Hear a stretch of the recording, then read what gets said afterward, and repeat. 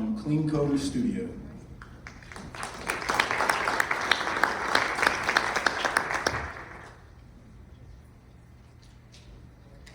There's something you don't know that you need to know. It's not going to come easy. There might be a little bit of a learning curve, but I'm going to help you navigate this unknown. You see, spending 10 years in chemical manufacturing, it's not the typical way that one goes about preparing themselves for a career in software development. But that's what I did. And through that, I've learned a lot. I learned all the chemical engineering and manufacturing knowledge, and after that, I've learned the developer stuff that I would like to share with you. I also learned about the problems that exist in chemical manufacturing. Having worked at 4 different sites with 3 different companies, I very quickly noticed that each of them had a very common, albeit ironic, habit. And with 3 out of 3, it leads me to assume that it's true 100% of the time. You see, each of them, they all had a lot of high-tech software. So much, in fact, that every department had its own different type of high-tech software. You had your safety systems for incident management, you had your MOCs for your engineers, and of course you have your ERP for accounting, and maybe they even have another accounting software that they use. That's all cool. So they're each in separate silos, and they meet some of their needs. Maybe even a couple of them work together. But in my experience, what ended up happening was when we needed a report that used accounting information and engineering or safety information, well, then you call up your engineers, your production engineers and your supervisor and say, hey, Gina, I need a new report in Excel.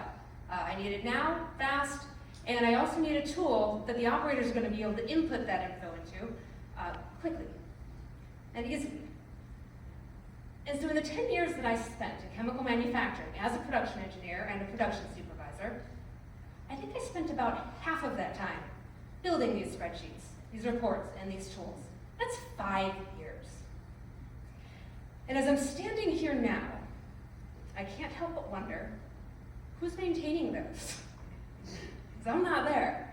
And sure, maybe they have another engineer who is able to do the VBA, get the macros working, continue it on, but truly, all it comes down to is a single finger that overwrites a formula in a single cell.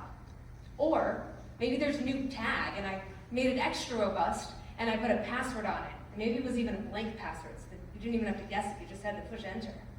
But nobody knows that. And so again, the report becomes obsolete. And when the engineer leaves, you lack business continuity, and this can add risk to your business when you can't communicate to the business. Wouldn't it be nice to have a team or a partner, a software partner, who can build these reports in a more robust way that's sustainable, that's going to allow you to have that business continuity? Wouldn't it be nice to find that software partner who you can trust and convey to them your needs, and they'll be able to understand it, design you a feature, and implement it? Wouldn't that be nice?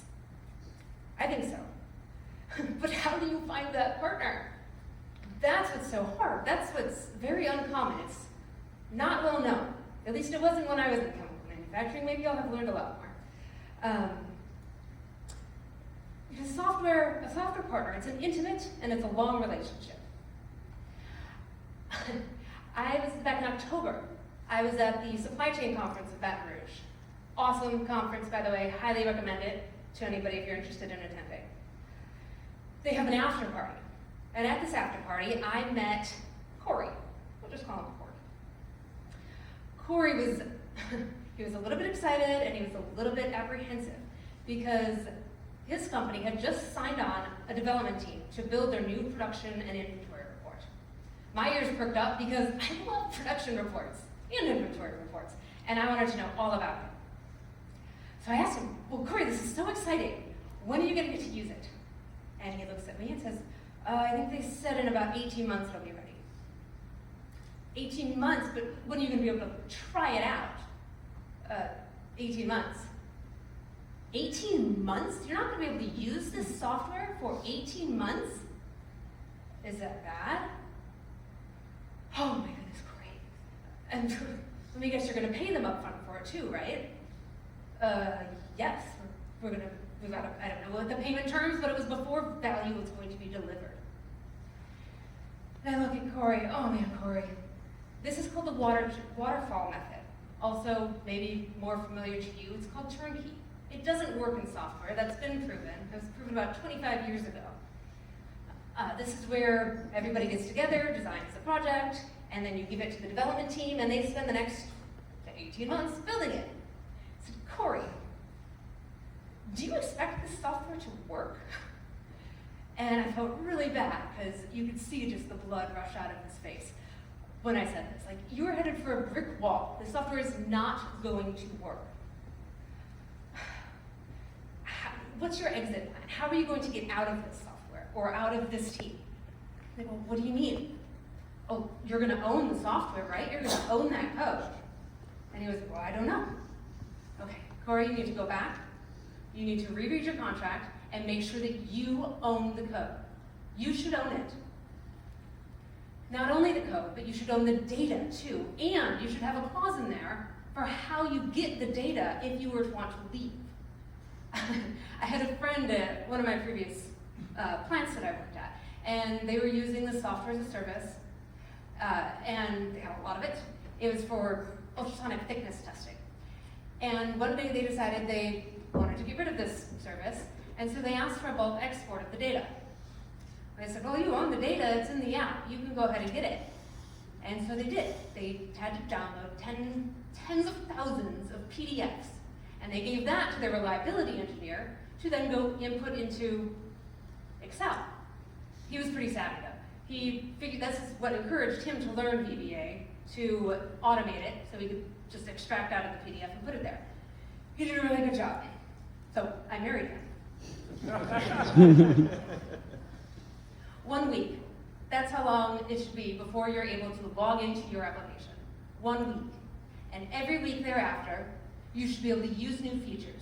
You should work with your software partners to design features. Maybe you go over the whole thing up front, and then they work with you to break it down into chunks. And then you break it down even more into what we call stories. And you, as a client, you have all the decision power. You write the acceptance criteria for each of these stories. You prioritize them. You say, hey, development partner, I want you to work on these stories, this iteration, or this week. And then they do it. And in 1 week, they come back to you and demonstrate it to you. They show you it implemented in a staging or sandbox environment, and then you accept it. At that point, in 1 week, that's when they can invoice you, after the value has been delivered. Okay, so you've been working with your partners, and your software's done. It's never truly done, but let's say it's done. So what are you gonna do? Oh no, there's a bug! It happens. I hate to admit it. It happens. In a great scenario, you're going to have this partnership, your software partner, and you're going to call them up and say, hey, Gina, I was just using this app, and I found this issue. It's causing us a lot of problems. And I'm going to jump on it because we offer a bug-free guarantee, which says that we're going to fix it, we're going to prioritize your needs, and fix it, preferably within 1 iteration or 1 week, at no cost. Because if it's in the acceptance criteria and that's lined out, and this was a part of it, and it broke and it wasn't working, then why should you pay for it? I mean, if you go to a restaurant and you get served a kung pao chicken and there's a big cricket in it, are you gonna pay for them to remake it?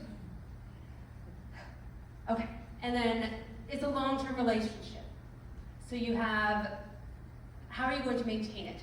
This should be outlined in your contract as well. The post-production, post-development process, how is it going to be maintained long-term? Are they going to continue hosting it on the server? What if there's an upgrade? What if Microsoft decides to stop supporting MS Access databases? They're going to be there for you and support you with it so that you don't have to worry about it. So that you don't have to worry about your awesome VBA engineer leaving, because they are going to offer you that business continuity so that you don't ever lose your reports and tools.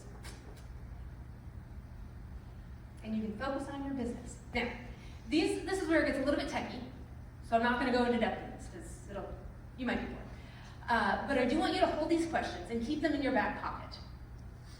And anytime you are considering buying new software, whether it's custom software or even software as a service, ask these questions. Because this is how you can trust a software team, along with building the partnership. You ask, is it tested? Is it solid? And is it agile? If you want to learn more about these, come see me in my booth. I'd be more than happy to tech out about it with you. All right, and as promised, the money pit. All right, so we've got this nice green line down here. There's a laser here. Nice green line down here. This is Excel. This is the cost, based on my experience, of what it costs for your engineers to be building Excel spreadsheets. And you're probably looking at me and like, Gina, that's like almost half as little as the rest of them. Why wouldn't I just continue doing that? This is just the cost to build. When you factor in the opportunity cost loss, because your engineers are sitting at a computer building you your next report, it means that they're not out in the field doing engineering, what they want to be doing, what they went to school for. So there's a lot of lost opportunity costs there. The next one is the orange line. Oh, wrong way. Nope, not thank you yet. Next one is the orange line. This is the waterfall or turnkey type software development, where it goes up, kind of stays in. It's usually lower up front than custom agile software, but very quickly it continues up. And somewhere around here is where a lot of companies end up jumping back to square one, rebuilding it to follow this blue line, which is your agile approach for custom software. And of course, lastly, is software as a service. I'm not saying software as a service is expensive. It's because it's ongoing forever. You're always going to pay for it. It's lower upfront cost. So if you were to extend this chart out, this line would just continue on and on and on and up on that upward trajectory. Software as a service has its place. You need it. You need it to run your business. I'm not saying get rid of it. Just before you go out and buy another piece of software to add to your stack, I encourage you and implore you to find a trusted development team and talk to them about potentially adding a valuable asset instead. Now that one can come up. Thank you very much. I'm Gina Martini, Clean Coder Studio. Thank you.